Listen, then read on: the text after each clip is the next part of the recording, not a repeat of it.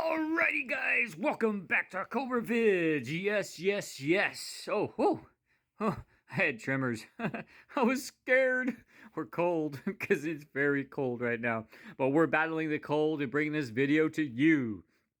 Alright, this is my wife's 2017 Volkswagen Jetta SE. Has the 1.4 turbo engine in it. Any of you that drove this car will know that it's pretty peppy for what it is. It's not a 5.0 tough, but it is a 1.4 tough. T, tough, for turbo. Oh, I thought the 1.4 meant tough. Silly me. But anyway, on this video, we're going to be changing the brakes. And I don't know if you watched the previous video, but I'm not going to get into it too much. But we are replacing the brakes on this car. It's got 94,000 miles almost, 93,800. Something like that, and it's got the original miles. I know you think, Dan, you are absolutely batshit crazy. There's no way, but yes way, there is. All right, I'm going to try to get it up on all fours if I can find my jack stands and get it all done at once so we can show it to you in real time and see if we can get this job done before I freeze my butt off. Oh, there was another B word in there, but I thought, keep it family. Alright, so I'm going to set up the tripod and get you guys viewing. We got this Vulcan in the way, so it's going to kind of make it tough. That's another project that we're working on. We're going to be bringing it to you sooner or later. And so yeah, here we go. Let's rock and roll. Get you on a tripod and you can watch me. I'll go around and I'll jack it up and get it on stands. We'll be right back. Then I'll start the video up and you can watch me on this side, and then I'll move over to the other. And I grabbed the wrong cup this morning. I'm drinking my wife's fuel. Oh no. Ain't she gonna be mad? Before we get started, I figured I would do an unboxing here. Here is a box. Yeah, right.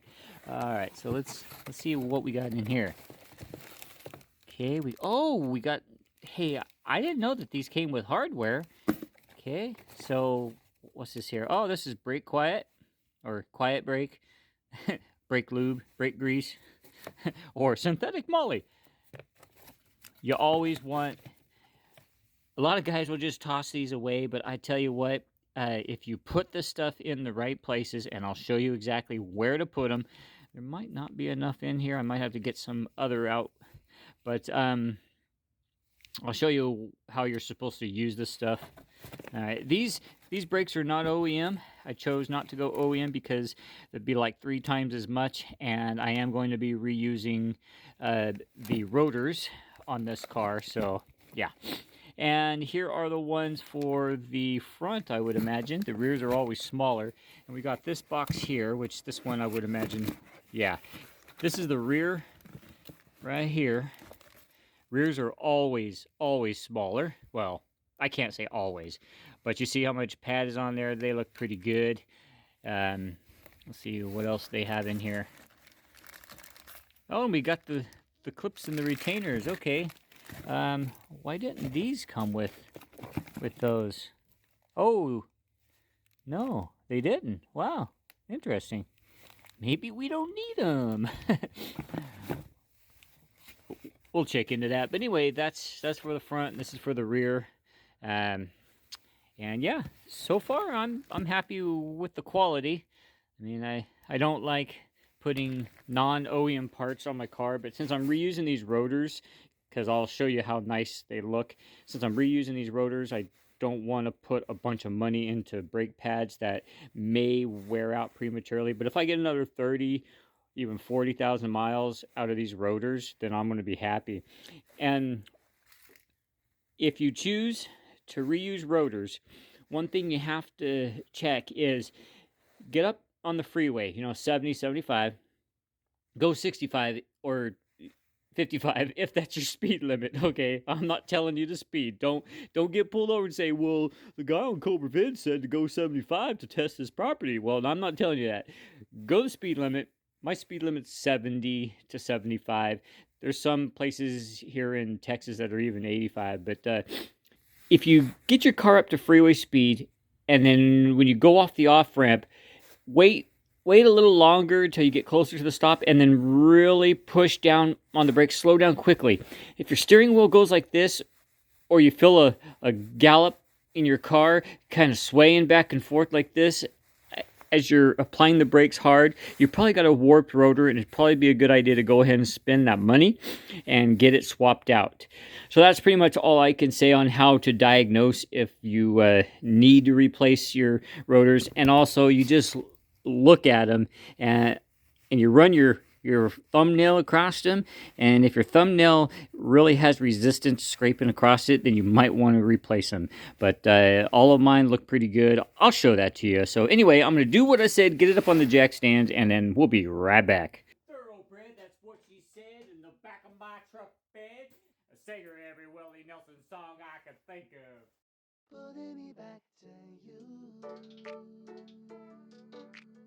Alrighty guys, well, here'll be the first one on this side. I tell you, I was going to go ahead and put the car up on 4 jack stands, but my other jack stands are way out in the shed, and I'm not going to get it, so we're just going to do the back first, and then we're going to move up front.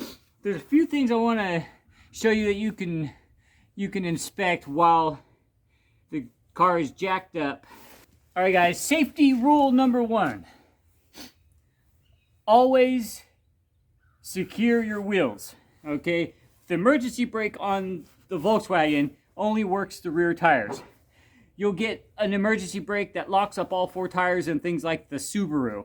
But as far as this vehicle goes, I'm relying on the front tires because it's front wheel drive. It's in park, so that's going to hold it up just fine for me.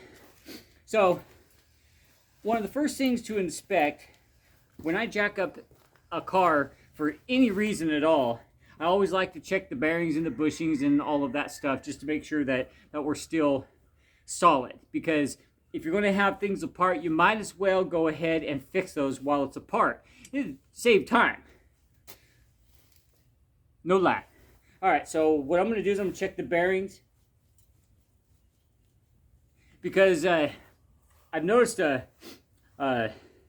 lot of road noise sound that I haven't noticed before on this, so we might be having a bearing starting to go out. And these wheel bearings are very easy to change. Well, it takes time, it takes a little experience, but they're relatively easy to change. And this one feels pretty good. The bushings look good. I inspected those while I was under there jacking it up. Everything looks really good, except for the tire. I can't do anything about that right now. But we're going to go ahead and pull off all of the lug nuts, and then we'll expose the rotor and show you exactly how we're going to do it. But for this next step, I'm going to turn it over to Kyler. He's going to do the brake job. I'm just going to narrate and talk you through it. Here we go.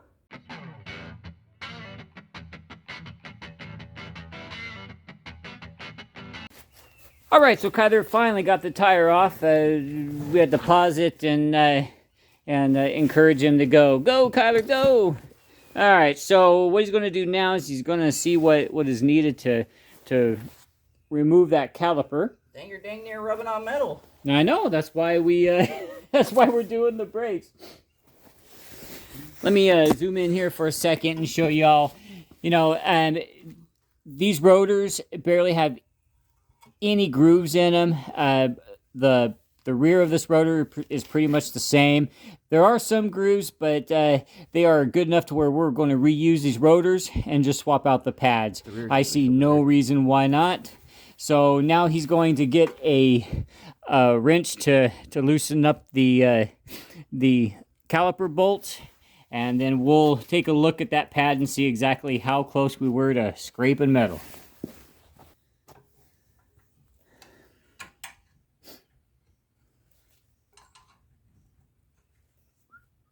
I did this on my car not too long ago. You haven't done the rears. No, I haven't done the rears. I just did the front. Now go out the other way. There you go. Okay. My brakes. All right, you got it. All right, let me see the brake pads. All righty, guys. These brake pads are stock. They got almost 94,000 miles on them. And look how much brake pad they have. I could have gone another 15, 20,000 miles on those. But as you can see,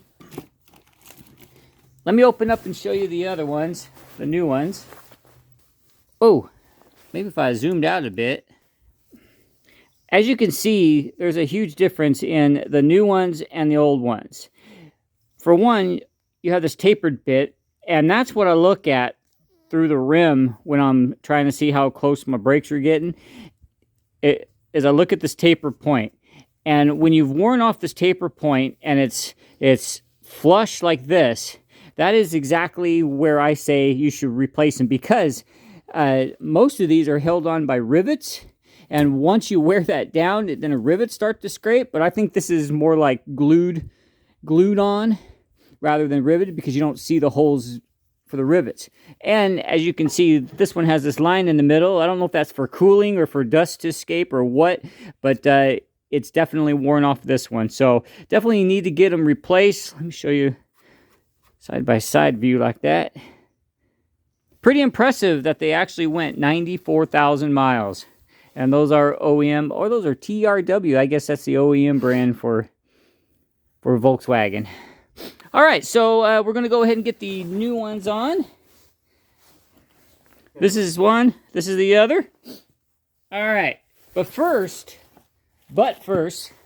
there's always a but first. All right. These calipers are a little different. There's actually a special tool that you slide on here, and you kind of ratchet it, because you have to turn it to where it compresses in, because it's on a corkscrew in here, and as the brake wears out, it comes out, and it kind of locks it into place, so there's never any slack in those brake pads. So what we're gonna have to do is get a special tool, and we're gonna have to crank this in. Definitely cannot do it by hand. So here we go, guys. I'll show you how it's done. All right, guys, there is a special tool to go on here, but if any of you have followed my channel, I don't like to buy tools or spend money. I'm a cheap bastard that I do not have to purchase. So what I do, because it's got this neat little ring around here, ring around the rosies, and I absolutely love to just grab a pair of channel locks right here. You don't want to hold that sun there so I can show these folks how to do it. Right there. So I just carefully grab it like that, and I just twist it clockwise. And after you do it a few times, this boot here might start to twist.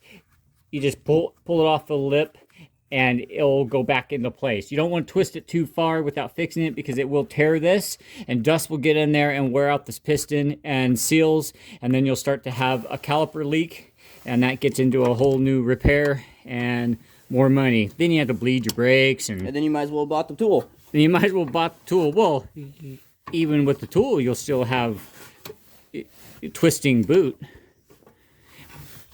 And if in this process you do tear that boot, these are not too hard to take off and replace. You can actually just pop it off over the piston, and then use a little screwdriver, and you could pop this out, and you can actually swap this out in just seconds. So it's not too difficult to change them. But like me being a cheap bastard, I like to keep from spending money. So with all the plans we got out here on the property, we need to save all the money we can. And if you just keep turning this, it will back this piston off just enough to where your... Yeah, I don't know if you can notice it, but it is starting to open up. Alrighty, guys, the lube. This is the brake lube that they give you with the brake pads. We're supposed to do all 4 brakes with these. And there's 2 ways you could do it. You could smear them on the areas that the brakes ride, or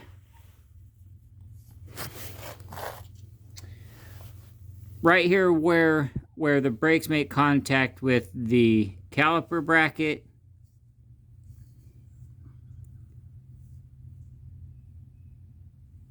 You can apply a little dab will do you right there. Slide it into its place. And if you add a little dot of it, it'll be plenty to spread. It's not going to move around too much.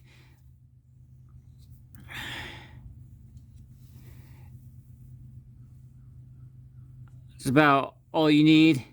And then you're going to need a little bit up here.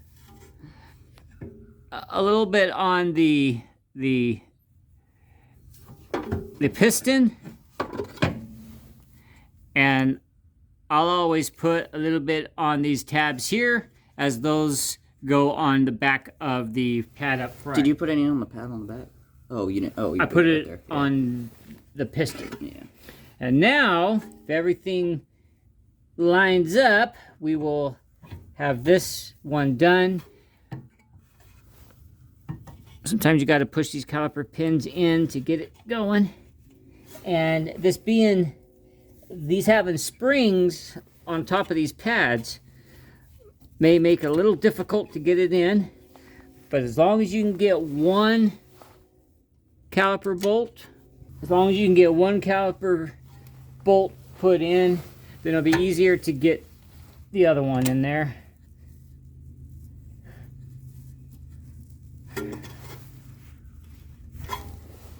See, and these caliper pin boots are just like the piston boots. You don't want to twist them too much when you're tightening these up. So that's why it's important, like Kyler did, to put a wrench here, which is a 15, and this is a 13.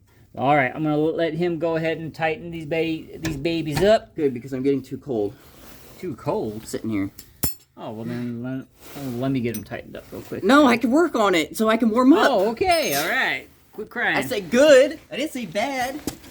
Diamond open fire. Don't be I think I did my brakes by myself and then just made you come out and look at them. Because I remember doing your fronts. Yeah. You did your fronts.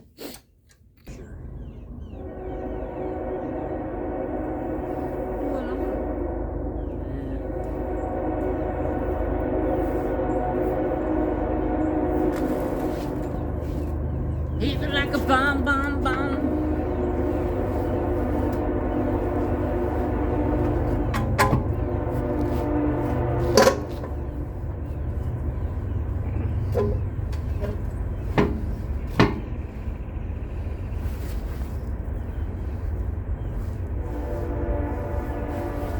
All right, guys, well, we got this side done. The other side is just exactly the same, but only opposite. So what we're going to do is we're going to skip recording the driver's side, and unless we see something on there that we want to point out, but that's highly unlikely. So we'll go ahead and move up to the front, and then we'll show you the front when we get to there. All right, guys, we'll see you back in a flash. And freaking grab your hand and put you to the ground. The kid's got a gun. I turned the camera back on because there's something I wanted to show you, and that has to do with this right here. These are the ones from the driver's side. Why they're a little more worn than the passenger side, I don't know. Maybe my wife just hits the driver's side brake a little too hard. Okay. But I'm noticing a little uneven brake pad wear. I don't know if you can notice that, but on the bottom side, it seems like it's a little thinner. You can see it's at a little angle. And what that could be is a dry caliper pin or a worn out piston.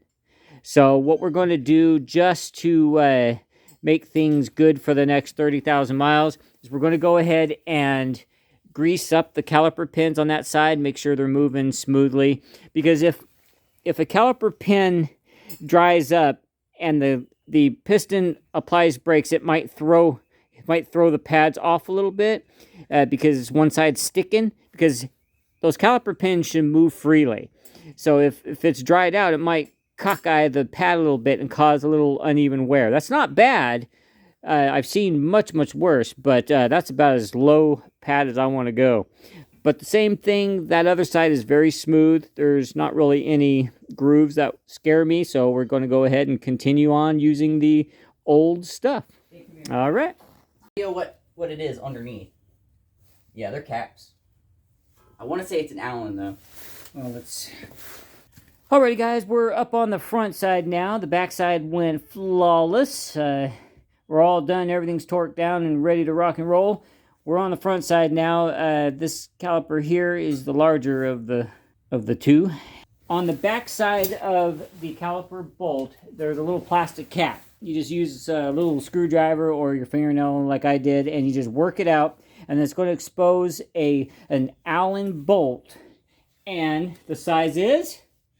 Alright, these are Stanley, and I don't know what the hell size this is supposed to be, but the Stanley part number is 87-974. I don't know what size that is in real human language, but that's what it is. We'll just go ahead and pop them loose. And this rotor here is very smooth as well. It's got a little bit of grooves in them, but again, it's not enough to where I'm going to justify spending $500 right now when I don't have to. Because each rotor is about $168 for this car. So I'm going to move aside now that Kyler's back. Move aside and let Kyler finish it. He's popping off the spring. That is a spring that keeps the caliper in place. It helps with vibration. You got a new one, right? Oh yeah, it came with new. Those should be finger tight. Go that way. Oh yeah. And this bearing over here looked really good. The bushings are still good. I tell you what, this car has held up better than any other car I've ever owned at 94,000 miles, and that is because I have taken care of it. We don't drive it like idiots. We do all the maintenance to it when it's supposed to be done. I like to do maintenance early, but sometimes you just gotta wait till that factory because of money or time or whatever. Like the transmission fluid says 100,000 miles in the book. I think it's 80 to 100,000 miles, something like that. I did it last at 45, I think it was, and we're at 93,000, so I'm going to have to do the transmission fluid real soon. Oh, so much easier. Not fighting that dang thing. Wow. You almost don't even have to place Wow. these. These are good. We might as well smack these babies back on. Wow. Right? Is that what you're... Is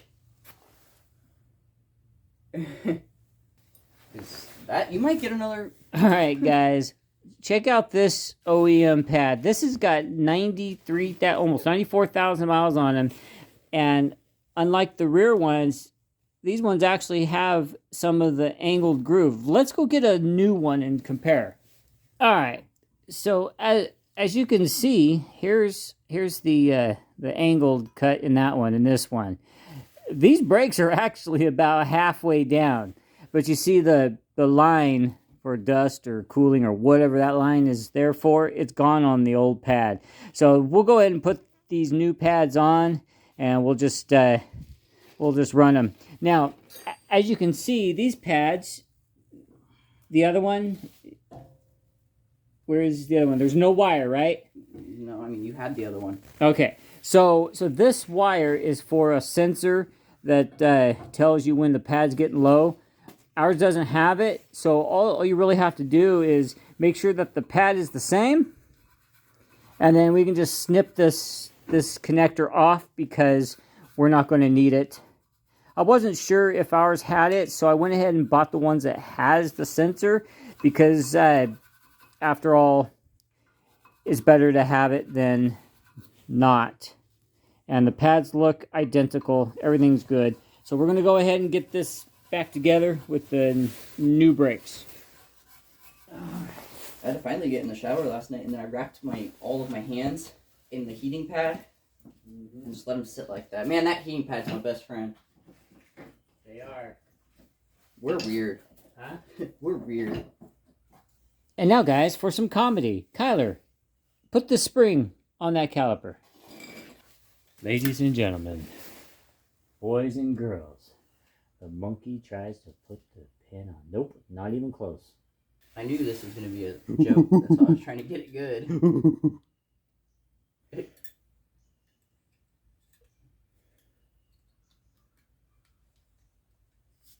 Am I right? Alrighty, ladies and gentlemen, that is going to wrap it up for the front brakes. Very simple indeed. Not much to really explain on this. This answers the question, can you reuse rotors? Yes, you can, as long as you get no vibration while braking, no jiggle in the steering wheel or jiggle in the butt. Because rear brakes, when those rotors go bad, they'll start to shimmy and kind of like your seat, you know, the frame. And warped rotors up front always shimmy on the steering wheel, both while applying the brake, like coming off the freeway or something. If there's nothing that we need to show you on the driver's side that's different from this side, then this will be the end of this video. And as always, guys, we really appreciate you hanging out with us, watching our videos, listening to our idiotic conversations, and learning a little bit with us as we work on our cars. We really enjoy sharing these videos, so if you like it, please subscribe. Let us know how we're doing in the comments below. And don't forget, give us a big thumbs up. All right, guys, stay safe, stay free, and we will catch you on... Don't forget, don't wear flip-flops in the winter. Catch you on the next one, guys.